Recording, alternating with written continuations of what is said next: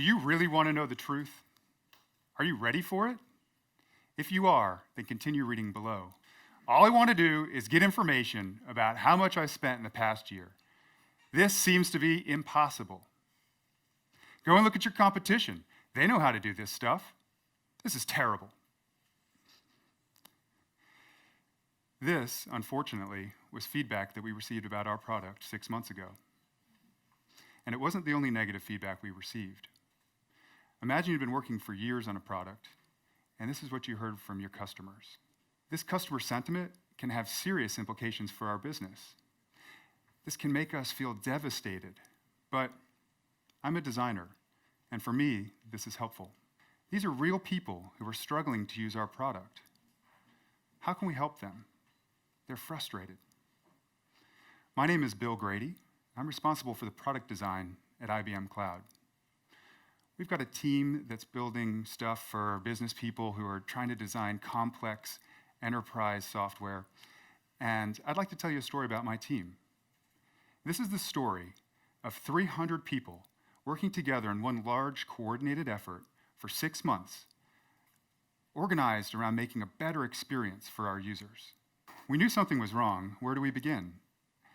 We started by getting together people from several different teams into one room, all to focus on what the customer experience was. We were asking ourselves, what was the user trying to do? In this picture, Ty and Brendan had been working together in the same office for 3 years, but they hadn't actually ever worked together. Why? They're in different parts of a large organization. Our big product is made up of several parts: sales, support, infrastructure, billing. Ty was on the infrastructure team, and Brendan was on the billing team.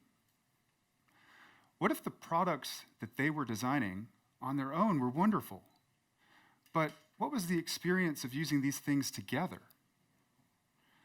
We were asking ourselves, maybe it wasn't about what we were making, but how we were making it, the way we were working. Was there a way to focus instead on the discrete products, on the whole experience together? This was an aha moment for us. There were still people on that day who thought that we should be focused on the product instead of the experience. This can be a really tough shift to make. So for that reason, we have an exercise that we do. It's popular in our industry. Take a minute to design a vase. Imagine if in front of you, you had a piece of paper and a pen, and you had to draw a vase that was going to be sold in an upscale retailer, so it has to be beautiful. What would it look like? Close your eyes and think for a minute about how your vase would look. Well, I actually already know exactly what everyone's designed. It might be round, it might be square, but it's tall and it's got a flower in it. This is what happens when you organize a team around designing a solution. But what if instead I asked you to design a better way to enjoy flowers in your home? What would this look like?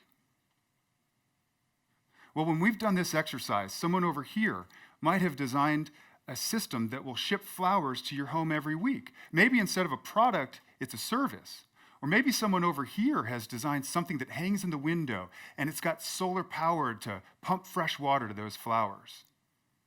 This is what happens when you organize a team around an experience. This is how truly innovative ideas happen. This is how you leapfrog your competition. So this is a relatively simple exercise, but what if you had to do this for 100 tasks? How would you apply this to your organization? We went through every single step that the user took, and we printed them all out, and we put them all up on the wall. It was so long, it went all the way down this hall, and we literally have to walk several yards to see the entire complexity of it. We went and we counted all the things that people were struggling with, and we put Post-it notes up on the window where they were having trouble.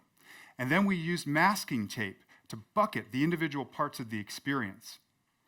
For example, what was it like to discover this on Google? Or what was it like when someone needed help from us? So why was our product difficult to use? Well, I think it had a lot to do with our organization structure. We're organized like most big companies are. We have a team that's building a support center. We have a team that's working on the console. But what if we designed the very best support center and it wasn't actually the best way for users to get the help they needed. And is this model even the way that our product is experienced? No. These things have to be used together. What's the relationship between them? Or said another way, we shouldn't be designing a vase. What if instead of a team worked on sales, we had a team that was working on the best way to discover our product and buy it? Well, this is exactly what we did. We formed 5 teams that were all working on parts of the experience. And each of them then knew what everyone else around them was doing and how they fit in the whole end-to-end experience. That's why this was such an important moment for us. When we got these people together in a room, we realized that the first thing you have to do when trying to bring 7 products together is to bring all the people together onto one team. Brendan told me later, Ty is awesome. I wish I've been working with Ty for years. And in this moment, what you see on the wall here was the precursor to what would become our new organization structure. So instead of thinking about the individual products, think about the parts in between. What is the experience of using that? Better yet, what's the journey that your users are having? So what you see is actually an illustration, an abstraction of all of those pieces of the experience that were on the wall. We created this within the first 24 hours of our project. And we were getting all this feedback. Sometimes when you get feedback, your instinct might be to shy away from it. But we did just the opposite. We went all in. We wanted to know more. We wanted to understand it. We wanted to empathize with it. We looked for where there were trends, and we called those trends pain points.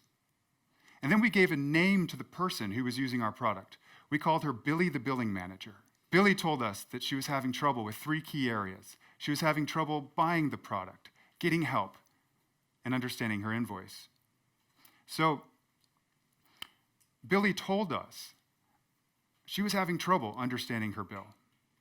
And it turns out a lot of people were having trouble understanding their bill. We talked to hundreds of Billies, and we wanted to understand from them how we could make this product better for them. We invited them to work with us and co-create the solution. We put 50 people working on this problem, trying to understand it, trying to develop the solution. In our organization, that meant that we had 3 product managers, 5 designers, and 35 engineers. They were working to make a more delightful experience for Billy the Billing Manager to understand her bill at the end of the month. Billy's experience became their mission. After 6 months of hard work, we launched the new product into market. And we wanted to know, did we in fact achieve what we had attempted to do? So we recruited 2 different groups, a group using the old product and a group using the new product. And we asked them to do 5 tasks. We asked them to try to estimate the cost, buy the service, start using it, change a setting, and understand the invoice. Guess how much better that second group was able to use the new product? They were twice as likely to be able to do that. And we asked that first group and the second group to rate on a scale of 1 to 7 how easy it was to use our product. The group using the new product said it was 50% easier than the other group. We also were able to use a standard industry score to be able to see how we ranked against the competition. And we found that our product was as easy to use as the easiest consumer software out there, like TurboTax and Dropbox. Not bad for enterprise software. So now we're receiving a new kind of feedback. We want speed, we want reliability, we want certain things that remain the same. So that's what I enjoyed here. It's really simple. I didn't have to read the documentation to do this.